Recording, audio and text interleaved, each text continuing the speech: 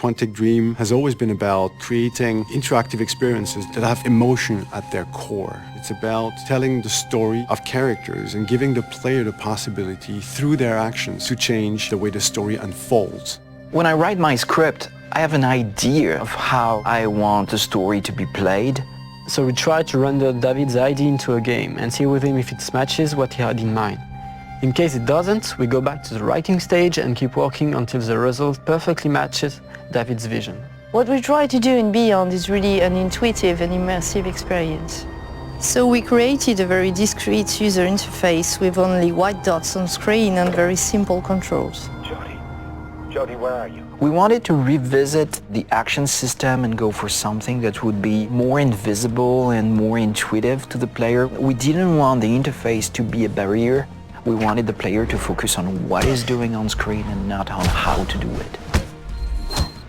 Ideally, the player will forget that he has a controller in his hand and will just jump into the screen. One of the major revolutions in Beyond is the way Jodie Holmes moves. Depending on the context, depending on your emotional state, you see the character of Jodie moving differently, walking differently, looking around differently. And most importantly, to give the player the feeling he's really in control of the character, he can do almost anything he wants to do. You can talk to other people, interact with objects, and also run, jump, shoot, drive a motorcycle, or even ride a horse. What was really challenging also is that the story goes on for 15 years of Jodie's life.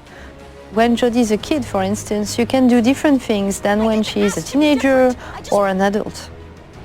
Giving this much animation to a character, it's really new. It has never been done to that extent, and it really makes the character come alive like never before. We wanted to have these new mechanics with Aiden. I wanted to give this feeling of flying around and going through matter and through walls. So we started making some research on how ghosts would move or even a fish would swim underwater. We thought that using orbs is an interesting approach. It would give us this physicality that we need to interact with matter. It became really something natural to assign them to the two analog sticks and have to play with them, to focus them, or on the opposite, to split them apart.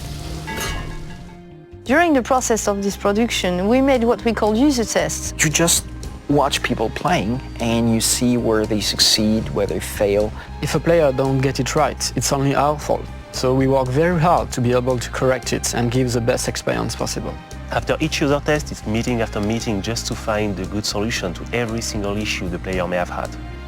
I guess what we're looking for with the gameplay is really to find an interface that will allow you to play live. And we try to get closer and closer of the ideal interface where you don't think anymore, you just do it.